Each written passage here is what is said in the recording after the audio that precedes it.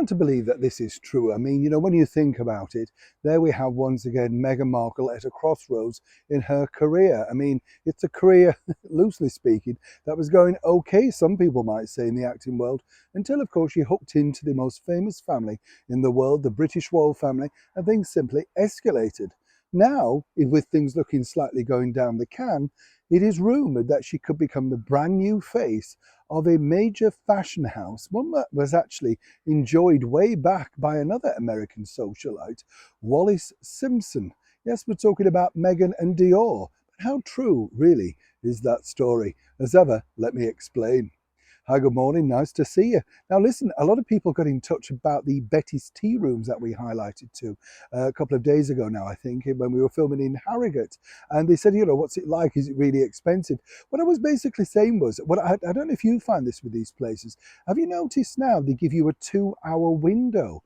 Yeah, I didn't realise that. So say if me and you were going out for a pot of tea, imagine we got nattering and we were sort of sitting there enjoying scones and jam and cakes. Now, after 2 hours, you can either rebuy the tea and get another 2 hours, or you boot it out.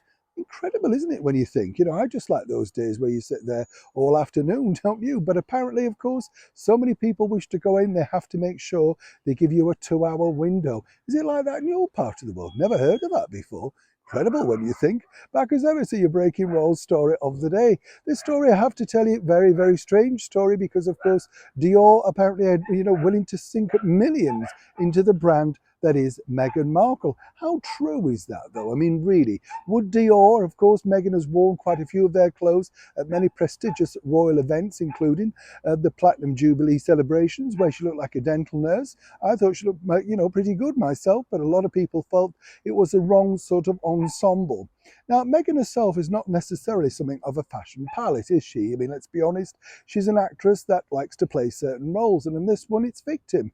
But really, Dior, are they really interested? So we put a call into the press office and the head of communications at Dior. Guess what? They don't want to talk about this. The reason why is quite simple, let me tell you. They get worldwide PR free. And of course, people like me and you and other media organisations are talking about it. As we know, Johnny Depp is currently still the face of Eau Sauvage, Christian Dior's aftershave for men, or perfume as they like to call it. Aftershave's an old word now, isn't it? It's a bit like wireless, isn't it? You're not allowed to say that anymore. But on a serious note, Johnny Depp, of course, he's a man who's making a big comeback. Apparently, Meghan Markle is on the same vein. But really, when you think about Dior as a brand, yes, there are certain aspects. It could be makeup, it could be the clothing range.